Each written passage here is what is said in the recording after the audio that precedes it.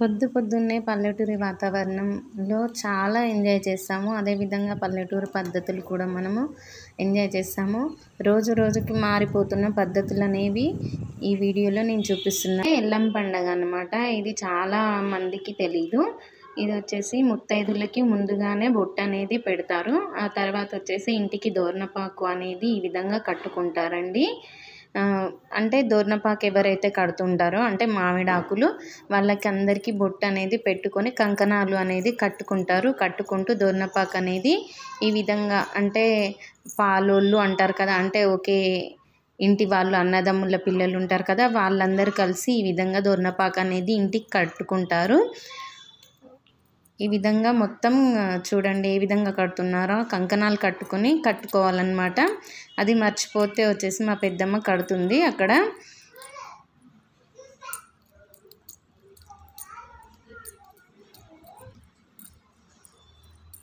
ఈ విధంగా వచ్చేసి ఇంట్లో దేవుని దగ్గర కూడా కట్టుకోవడానికి వీల్లేదు కాబట్టి అక్కడ ఆకులు అనేది ఇలా పెడుతున్నారు. ఆకులు కాకుండా దొన్నపాక అనేది పెట్టేసుకొని దీపం అనేది పెట్టేసుకోవాలి దేవుని దగ్గర. ఈ విధంగా దేవుని దగ్గర దీపం అనేది పెట్టేసుకొని మనకు పండగకి కావాల్సినవన్నీ అరేంజ్ చేసుకుంటున్నారు. అరేంజ్ చేసుకొని దొన్నపాకు కట్టడం ఆల్మోస్ట్ అయిపోయింది.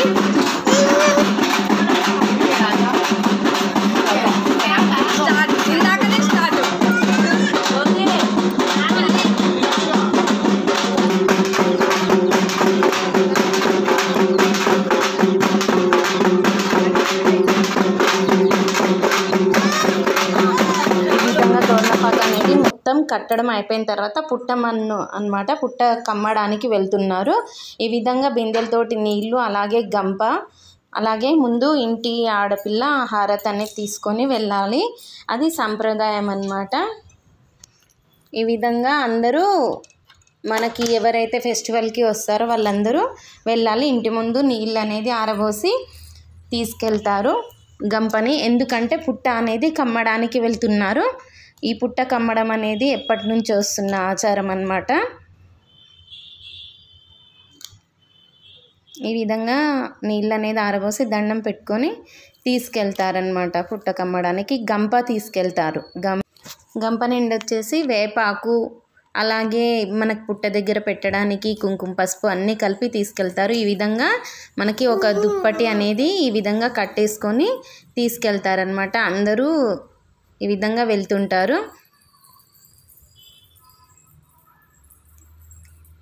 చూడండి ఈ విధంగా బ్యాండ్ అన్నమాట, డప్పులు అంటారు కొంతమంది, బ్యాండ్ అంటారు.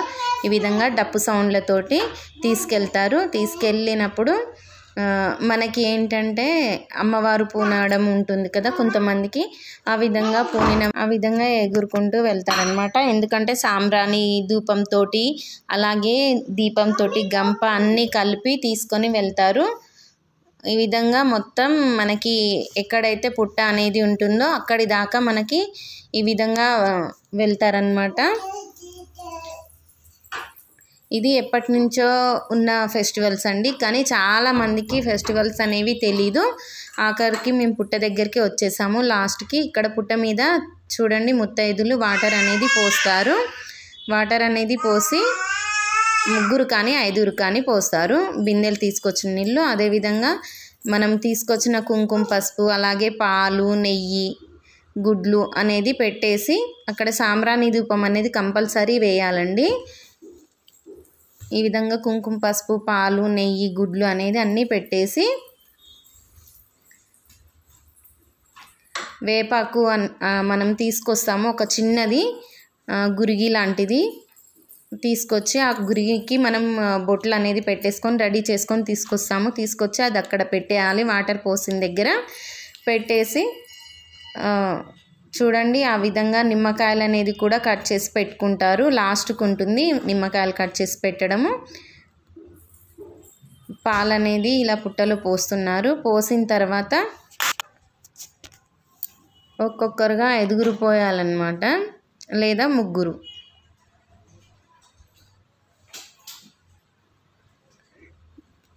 పోసిన తర్వాత అతను చూడండి ఏ విధంగా గురిగిని కమ్ముతున్నాడో. ఆ గురిగి కింద వచ్చేసి పుట్ట అనేది పెరిగితే మనకు సిరి సంపదలు అనేవి పెరుగుతాయి అనేది ఒక ఆచారం అన్నమాట. ఈ విధంగా దేవుని దగ్గర దీపం అనేది కూడా పెట్టేసుకుంటున్నారు. ఈ విధంగా ఆకు అనేది ఎటు వెళ్ళకుండా దారంతో కట్టేస్తున్నాడు. అతను పండా చేసే అతను ఇలా గంప అనేది బోర్లిచ్చి వెళ్తారు. మనకి ఆఫ్టర్నూన్ పెట్టి నైట్ వరకు రావచ్చు, కానీ ఆ రోజు ఏంటంటే వర్క్ అనేది తొందరగా కంప్లీట్ కాలేదని ఒక 2-3 అవర్స్ మాత్రమే ఉంచారనమాట. ఈ విధంగా కుంకుమ పసుపు అనేది బుట్ట మీద చల్లేసి వెళ్తారు. ఇది పుట్ట అనేది ఎక్కువ పెరిగితే మనకి సిరి సంపదలు పెరుగుతాయి. అలాగే మన ఇంట్లో పుట్ట ఏ విధంగా అయితే పెరుగుతుందో మన ఇంట్లో ధనం కూడా అదే విధంగా పెరుగుతుందని చెప్పేసి ఒక నమ్మకం కాదండి, నిజము. ఈ విధంగా చూడండి టెంకాయలు కూడా కొడుతున్నారు.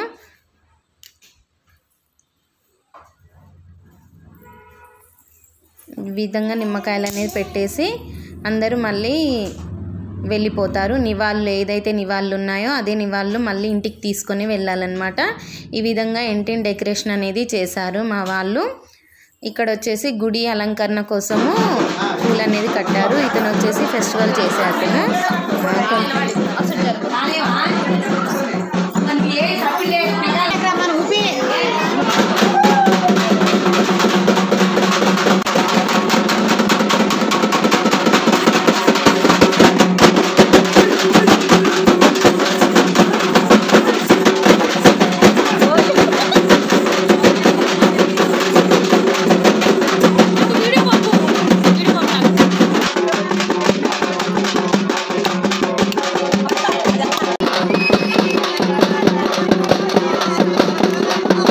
మళ్ళీ వచ్చేసి పుట్ట దగ్గరికి వచ్చామండి. ఆఫ్టర్ 3 అవర్స్ తర్వాత చూడండి గంప అనేది ఈ విధంగా తీశారు.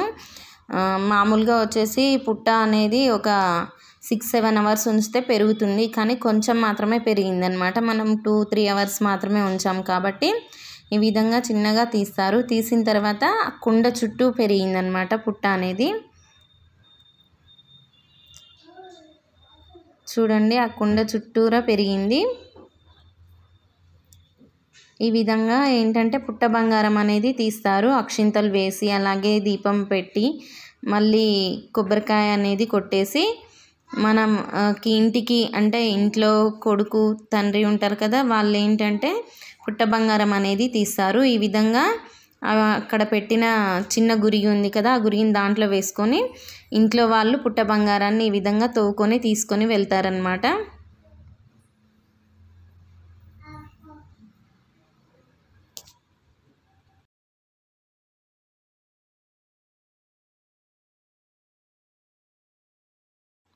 చూడండి ఇక్కడ కనిపిస్తుంది కదా పుట్ట బంగారము, అలాగే గురి అనేది దాంట్లో పెట్టేసుకొని ఈ విధంగా దేవునికి తీసుకొచ్చినవన్నీ పెట్టేసి వెళ్తారనమాట. అలా 3 బేషన్లు కానీ లేదా గిన్నెలు కానీ తీసుకొని వస్తారు. ఇక్కడ వచ్చేసి అంత పుట్ట బంగారం తీసుకొచ్చిన తర్వాత మనం తీసుకొచ్చిన దేవుని గురువులు ఏవైతే ఉన్నాయో వాటిని పూజించేశారు. ఇది ఏంటంటే నేను ఒకటి చెప్పాలండి, ఇది వచ్చేసి రథం అన్నమాట. అమ్మవారిని ఈ రథంలో కూర్చోబెడతారు.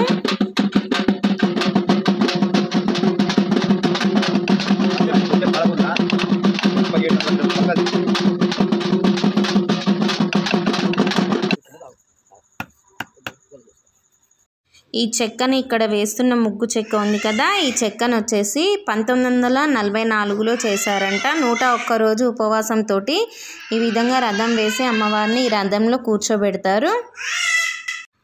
ఈ విధంగా మొత్తం రథం అనేది వేసిన తర్వాత నేను చూపిస్తాను. ఇక్కడ నైట్ కథ అనేది చెప్తున్నాడండి. కథ అనేది నేను మొత్తం వినలేదు, సో నేను తీయలేదు. నైట్ మొత్తం మేల్కొనే ఉంటారనమాట వీళ్ళు.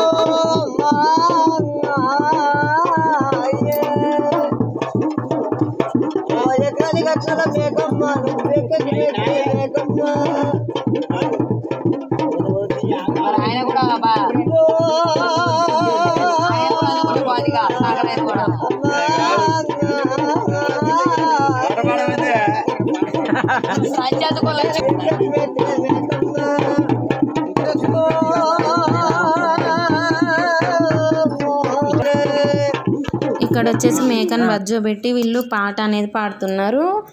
వీళ్ళు సౌండ్స్ అనేవి చేస్తే మేక అనేది లేచి అరిస్తేనే అమ్మవారు అనుగ్రహించినట్టు అన్నమాట. ఈ విధంగా చేస్తున్నారు. మేక దగ్గర సౌండ్ చేస్తే అది లేచినప్పుడు మాత్రమే చేస్తారనమాట. మా వదిన సౌండ్ చేసినప్పుడు మాత్రమే మేక అనేది లేచింది. ఆ విధంగా అమ్మవారికి మేకని ఇచ్చేసి మార్నింగ్ టైంలో ఈ విధంగా మొత్తం ఈ విధంగా కప్పేస్తారు. వంటలు అనేవి కూడా ఆల్మోస్ట్ కంప్లీట్ అయిపోతున్నాయి. ఈ విధంగా అమ్మ వాళ్ళ పెద్దమ్మ వాళ్ళకి వచ్చేసి అమ్మ నాన్న బట్టలు పెట్టారు, అక్క వాళ్ళు కూడా పెట్టారు. అమ్మ వాళ్ళకి ఏంటంటే పెద్దమ్మ అయినా కానీ మా అమ్మ వాళ్ళకైనా కానీ అమ్మగారు అంటే వాళ్ళ అన్నయ్య వాళ్ళు కానీ వాళ్ళ అమ్మ వాళ్ళు కానీ ఎవ్వరు లేరు. సో చాలా ఎమోషనల్ అయిపోయారనమాట. ఇక్కడ వచ్చేసి అక్క చీర కప్పిన తర్వాత కాళ్ళు అనేది మొక్కాలి. బట్టలు పెట్టిన వాళ్ళు కూతురైనా కానీ చెల్లెలైనా కానీ ఒక దంపతుల కాళ్ళు అనేది మొక్కితే బాగుంటుందని చెప్పేసి మొక్కారు. కానీ మా పెద్దమ్మ ఏడ్చుకుంటూ వెళ్ళిపోయింది ఎవరు లేరని చెప్పేసి. ఇక్కడ మా అన్నయ్యకి వచ్చేసి వాళ్ళ అత్తమ్మ వాళ్ళు పెడుతున్నారనమాట బట్టలు. ఈ విధంగా అందరికీ బట్టలు అనేవి ఇంటి మొత్తానికి వాళ్ళ తల్లి గారి తరపు నుంచి బట్టలు అనేది రావాలి.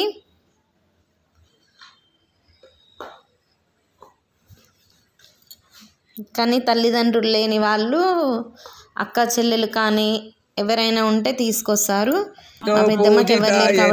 మంగళం ఓం చంద్రశేఖరాయ శివ భక్త హృదయవాసాయ మంగళ ప్రదాతకాయ జయ మంగళం నిత్య శుభ మంగళం జయ మంగళం. హారతి అనేది మొత్తం అయిపోయిన తర్వాత అమ్మవారిని లోపలికి తోలుతున్నారు అన్నమాట గుడిలోకి.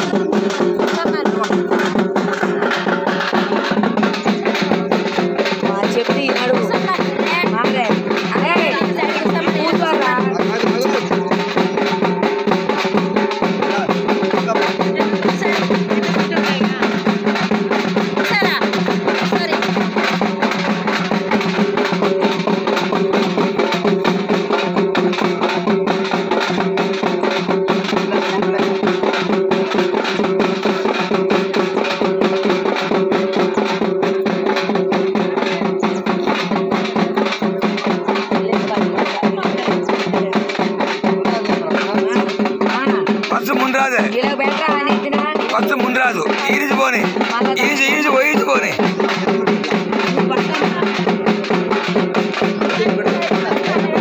నిద్ర పెట్టుకో.